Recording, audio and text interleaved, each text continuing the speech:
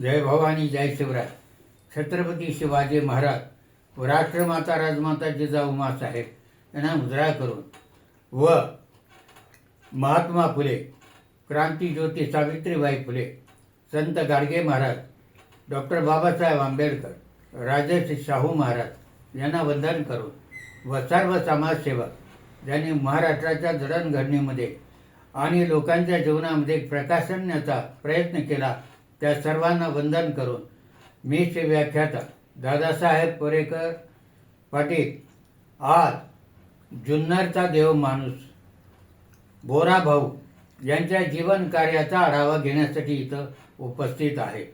पुणे जिल्ह्याच्या विकासामध्ये, शैक्षणिक कार्यामध्ये ज्यांनी आपलं सगळं जीवन अर्पण केलं त्यापैकी जुन्नरचे माजी आमदार कैलासवासी श्रीकृष्ण तांबे उर्फ झांबरशेठ, त्याचप्रमाणे हवेली तालुक्यातील खानापूरचे रामचंद्र भागोजी उर्फ आप्पासाहेब जावळकर, मुक्काम पोस्ट न्हावरे तालुका शिरूर जिल्हा पुणे येथील नामदेव धोंडेराम कोरेकर पाटील उर्फ बाबूराव कोरेकर पाटील, अलीकडच्या काळामध्ये त्यानंतरच्या काळामध्ये कैलासवासी अनंतराव थोपटे साहेब भोर आणि वेल्ह्यामधले, आणि त्याचप्रमाणे पुणे जिल्हा शिक्षण मंडळाचे कैलासवासी बाबूरावजी घोलप साहेब शिक्षण महर्षी आणि आप्पासाहेब जावळकर, सदाशिवराव उर्फ आप्पासाहेब मोहोळ यांनी आपलं सारं जीवन सर्वसामान्यांच्या शिक्षणासाठी अर्पण केलं. खेडोपाडी शाळा काढल्या, दुर्गम भागामध्ये शाळा काढून गोरगरिबांच्या मुलांच्या शिक्षणाची सोय केली. कैलासवासी यशवंतरावजी चव्हाण, बाळासाहेब देसाई, राजाराम बापू पाटील या मंडळींनी बहुजन समाजाच्या शिक्षणाची मुहूर्तमेढ रोवली. देश स्वतंत्र झाल्यानंतर सर्वसामान्याच्या घरामध्ये शिक्षणाची ज्योत पेटली तरच सर्वसामान्य माणूस उभा राहील, सर्वसामान्य घरातली मुलं शिकतील. विशेषतः राजर्षी शाहू महाराज यांनी कोल्हापूरमध्ये कर्मवीर भाऊराव पाटील यांना खूप सहकार्य केलं आणि त्यातूनच रयत शिक्षण संस्थेची स्थापना झाली. अशा प्रकारे शिक्षणाची ज्योत प्रज्वलित होत असताना मला आठवतंय की सन 1980-81च्या दरम्यान आमच्या शिरूर तालुक्याची परिस्थिती फारशी चांगली नव्हती. शिरूर तालुक्यामध्ये वारंवार दुष्काळ पडत होते आणि या दुष्काळामुळे सर्वसामान्य शिकलेली मुलं त्यांना नोकऱ्या मिळत नव्हत्या. कैलासवासी घोलप साहेब, बाबूरावजी रामचंद्र घोलप साहेब यांनी पुणे जिल्हा शिक्षण मंडळाची स्थापना केली आणि ही स्थापना केल्यानंतर अनेक सर्वसामान्य माझ्यासारखी मुलं या शाळेमधून शिकली आणि मोठी झाली. तेव्हा अशाच प्रकारचं कार्य जुन्नरचा देव माणूस म्हणून बोरा भाऊंचं त्यांच्या तालुक्यामध्ये आहे. जुन्नरच्या विकासामध्ये जसं झांबरशेठचं योगदान आहे तसं शैक्षणिक सामाजिक कार्यामध्ये बोरा भाऊंचं हे योगदान आहे. एक स्वातंत्र्य सैनिक, निष्ठावंत कार्यकर्ता, निस्वार्थ राजकीय सामाजिक कार्यकर्ता, हिमालयाच्या उंचीचा देशभक्त, सर्वसामान्यांच्या हितासाठी अखंड जीवन जनसामान्यासाठी समर्पण करणारा देव माणूस. त्यांचा जन्म 23 जून 1925 रोजी मुक्काम पोस्ट आणे तालुका जुन्नर जिल्हा पुणे येथे झाला आणि त्यांचं पूर्ण नाव चांदमल रघुनाथ बोरा असं आहे. एका सामान्य परिस्थितीतल्या व्यापारी परिवारामध्ये त्यांचा जन्म झाला आणि अशा प्रकारे मातेचे उत्तम संस्कार आणि पत्नीचे उत्तम साथ त्यातून त्यांचं जीवन घडलं. त्यांच्या डोळ्यापुढे महात्मा फुले, कर्मवीर भाऊराव पाटील यांचा आदर्श होतात आणि अशा प्रकारे वयाच्या 25व्या वर्षी सन 1942 साल त्या आंदोलनामध्ये त्यांनी सहभाग घेतला आणि सहभाग घेतल्यानंतर महात्मा गांधींनी चले जावचं आंदोलन सुरू केलं होतं. अनेक लोक त्यामध्ये सामील झाले, संपूर्ण भारत देश सामील झाला, परंतु जुन्नरच्या परिसरामध्ये या तरुणानं लोक गोळा करून या आंदोलनामध्ये सहभाग घेतला आणि पुढे भूमिगतांना अनेक प्रकारची मदत केली. तेव्हा अशा प्रकारचं कार्य ज्यांनी सुरू केलं, मला त्यांची आठवण होण्याचं कारण की सन 1980-81 साली आमच्या कुटुंबाची परिस्थिती फारशी चांगली नव्हती. तालुका दुष्काळग्रस्त होता आणि आमच्या घरामध्ये जवळजवळ आम्ही 5 पदवीधर BA BEd MA BEd इतके लोक होते. त्यापैकी फक्त मी पुणे जिल्हा शिक्षण मंडळामध्ये 1971 साली मुक्काम पोस्ट लोहगाव संत तुकाराम विद्यालय येथे सेवेत होतो. गुलाबसाहेबांच्या आशीर्वादानं मला सेवेत सहभागी करून घेतला. पण पुढे 1980 सालापर्यंत आमच्या घरातले आणखी 4 लोक पदवीधर झाले, BA BEd झाले, नोकऱ्या मिळेना. पुढे कैलासवासी गुलाबसाहेब यांनी माझी पत्नी सौ पद्मावती कोरेकर यांना 1980 साली नवभारत हायस्कूल शिवणे येथे सेवेत घेतले. दुसरे माझे एक बंधू कैलासवासी चंद्रकांत नामदेव कोरेकर यांनाही सेवेत घेतलं. परंतु आता आमच्या घरातील एक मेंबर, एक सभासद, एक सदस्य कुटुंबातला कृष्णराव नामदेव कोरेकर याला काही नोकरी नव्हती. आता काय करायचं? कारण जिल्हा शिक्षण मंडळाने अगोदरच आमच्या 3 लोकांना नोकऱ्या दिल्या होत्या. पुन्हा नोकरी मिळण्याची तिथे शक्यता नव्हती. तेव्हा आमचे मामा कैलासवासी माधवराव अमृतराव थोरात हे चॅरिटी कमिशनर किंवा धर्मदाय आयुक्त कार्यालयामध्ये सेवेत होते आणि त्याच वेळेला तिथं सुपरवायझर म्हणून, पर्यवेक्षक म्हणून सपार साहेब नावाची एक अतिशय सज्जन व्यक्ती होत्या. तेव्हा आमचे मामा माधवराव थोरात यांनी सपार साहेबाला सांगितलं की हा माझा भाचा कृष्णराव नामदेव कोरेकर याला नोकरीला लावण्याचा प्रयत्न करा.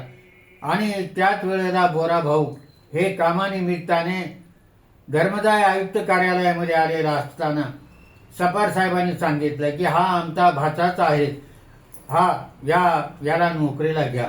आणि भाऊंनी टाकलेला शब्द सहज उचलला आणि त्याला सावरगाव येथे नोकरीला पाठवलं. सावरगावला 1 वर्ष नोकरी केल्यानंतर पुन्हा त्यांना त्यानंतर बहुळला त्याची नेमणूक केली, बहुळ तालुका खेडमध्ये.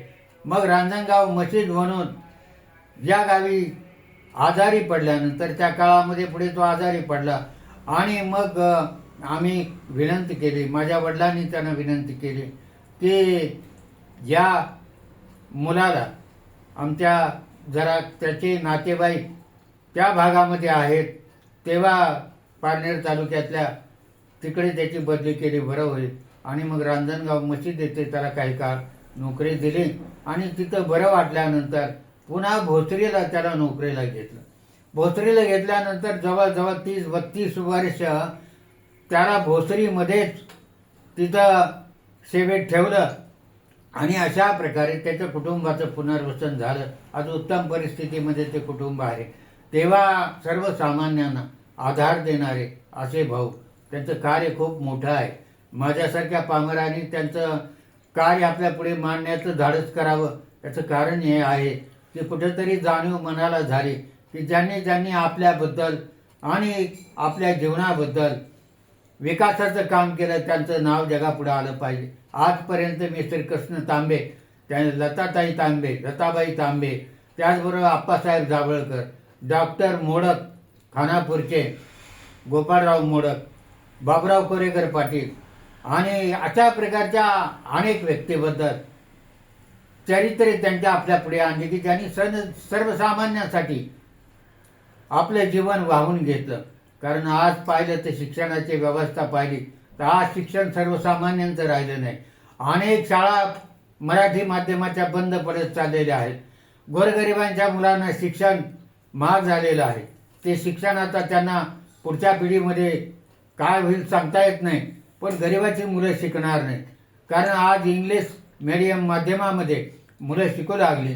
ज्यांची परिस्थिती आहे ते 1,00,000-2 लाख फी भरून आपल्या मुलांना त्या शाळेत घालतात. मोठमोठ्या लोकांची, उद्योगपतींची, नेत्यांची मुलं परदेशात जातात आणि सर्वसामान्यांच्यासाठी ज्यांनी शिक्षणाची दारं खुली केली ती दारं बंद होण्याची वेळ आली.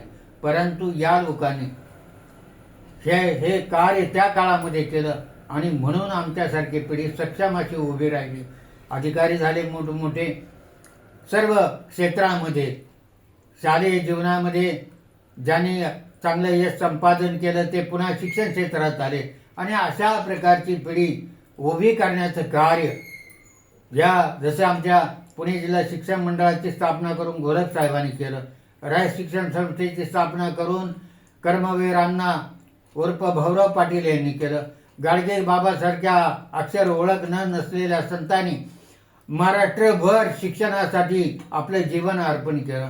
आणि मग अशा प्रकारचं जुन्नरच्या देव माणसाचे चरित्र आपल्या पुढे यावं ही एक अपेक्षा ठेवून आणि माझ्या वाचनामध्ये श्री संजय वसंतराव नलावडे यांचा जयंतीनिमित्त एक लेख वाचण्यात आला आणि माझ्या आठवणी जाग्या झाल्या. त्यांनी त्यांचं सविस्तर वर्णन केलेलं आहे, परंतु आमच्याही काही आठवणी भाऊंच्याबद्दल अतिशय साधी राहणी, धोतर, शर्ट, डोक्यावर टोपी आणि नम्र स्वभाव, अशा प्रकारचं एक स्थितप्रज्ञ व्यक्तिमत्व, ऋषितुल्य व्यक्तिमत्व पाहिल्यानंतर असं वाटतं की हा माणूस लोकांच्यासाठी जन्माला आला, समाजासाठी जन्माला आला. आणि त्या जुन्नर तालुक्यामध्ये त्यांनी शिक्षणाशिवाय तरुणोपाय नाही हे ओळखलं. त्यांनी बाबूराव घोलप साहेबांच्या मदतीनं आमच्या पुणे जिल्हा शिक्षण मंडळामध्ये उमरस, शिरोली, ओझर, बोरी आणि अशा ठिकाणी शाखा सुरू केल्या. आण्यामध्ये सुद्धा त्यांची पुणे जिल्हा शिक्षण मंडळाची शाखा आहे. आणि अशा शाखा सुरू केल्यानंतर त्यांनी अनेक शाखा सुरू कराव्यात अशी घोलप साहेबांना विनंती केली. पण घोलप साहेब म्हटले की मुलं मिळत नाहीत आणि मुलं 10-15 मुलांच्या वरती मला शाळा चालवता येणार नाही, त्याच्यासाठी सर्व खर्च उभा करणं सोपी गोष्ट नाही.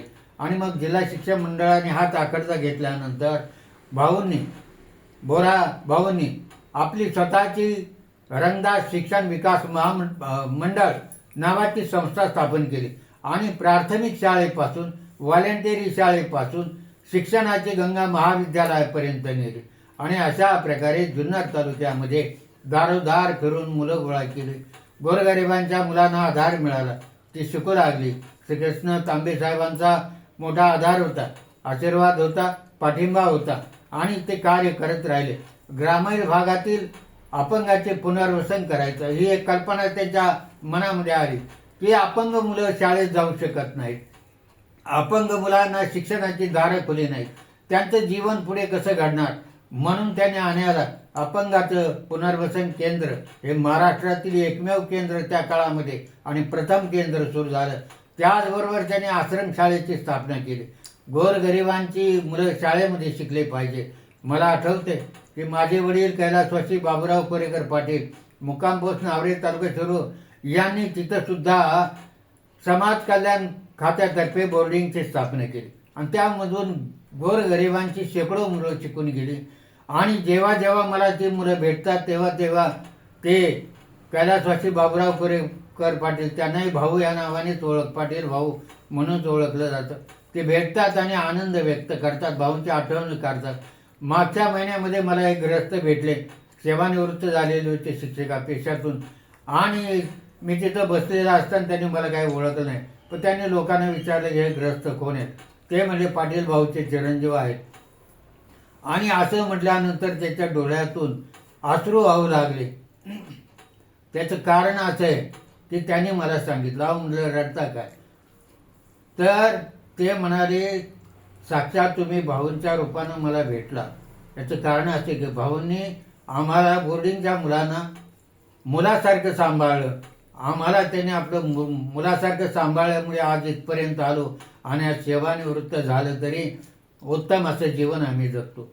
तेव्हा गोरा भाऊनी हेच केलं, जसं आमच्या बंधूचं जीवन उभं केलं.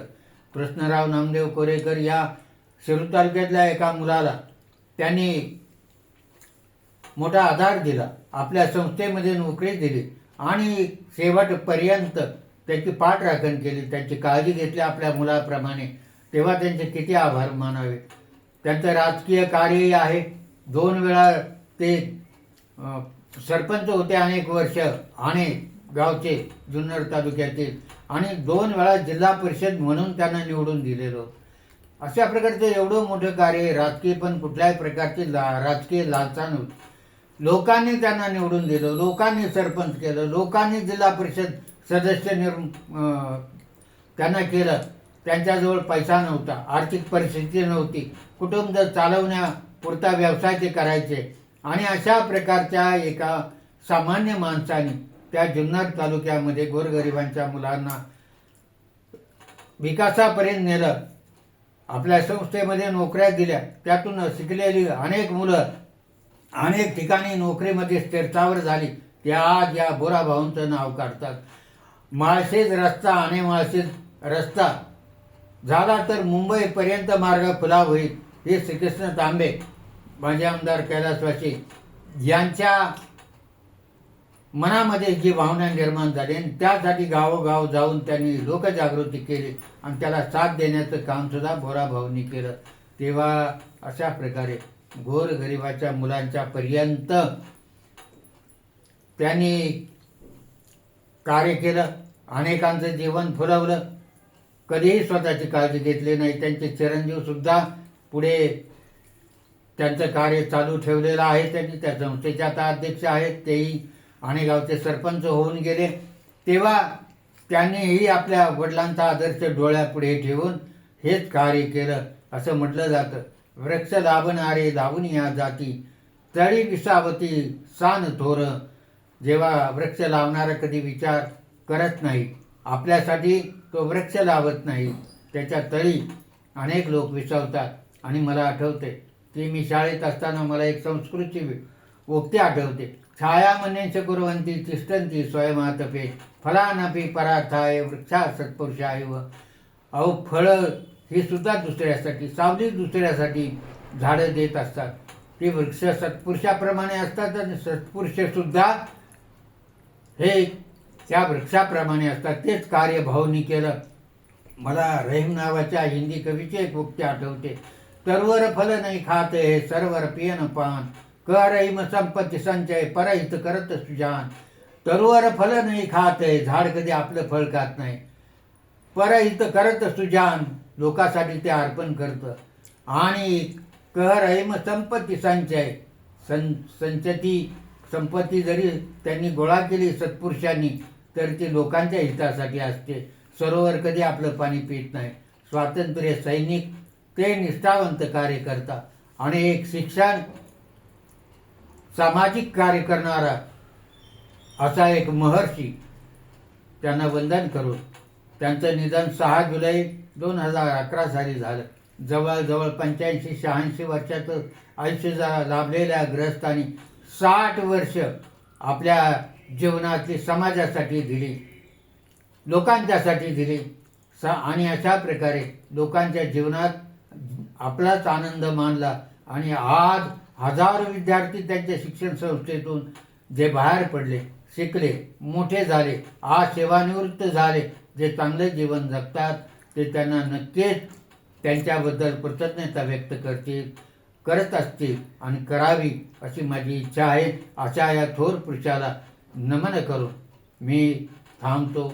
जय हिंद, जय महाराष्ट्र.